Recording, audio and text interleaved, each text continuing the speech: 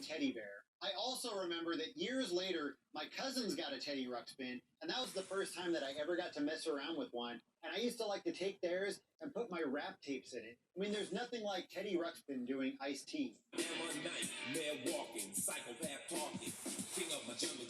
Number 2, Nintendo Entertainment System.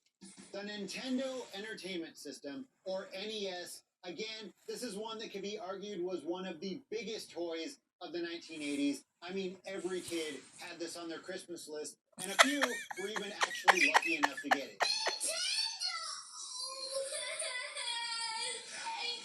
So it was first released in Japan in 1983, and it was called Family Computer, or Famicom. It was released here in the States in October of 1985, and they sold over 61 million units. Now, in 1986, they sold 1 million units, but they could have sold a lot more, but they didn't have enough inventory, and it was sold out everywhere during Christmas. Now, the retail price of NES was $175 to $199, which really makes me wonder how we were able to afford one. Now, I didn't get one for Christmas, and actually, I didn't get one at all. But luckily for me, like I already mentioned, my mom was a big kid, and she really wanted a Nintendo, so she ended up getting one for her birthday. And of course, I would get to play it, and then eventually she would get tired of it, and I would get to play it a little bit more. So even though I didn't have one of my own, we did have one in the house. But before Nintendo, we had Atari, and I loved playing Pitfall and Cubert and Burger Time. Now, Nintendo was a huge Christmas item around 1985 and 1986, but it stayed a huge Christmas item for many years to come because they kept releasing new stuff like Game Boy, which was another huge one. The Power Glove, that was another one that was really overhyped.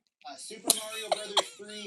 I mean, there was really no end to the Nintendo stuff that kept getting released. Man, I remember I wanted a Power Glove so bad. They hyped that thing up so much, and it turned out to be not as cool as they had made it out to seem. But everybody really wanted one, and I was one of them. And I asked for a Power Glove for Christmas, and I told my parents how bad I wanted one. And I was so excited for Christmas morning, and I did not get a Power Glove. But my parents knew how much I wanted one, so instead they got me an NES game called Glove Ball, which was supposed to be played with the Power Glove. I love the Power Glove. It's so bad. Number 1, Cabbage Patch Kids.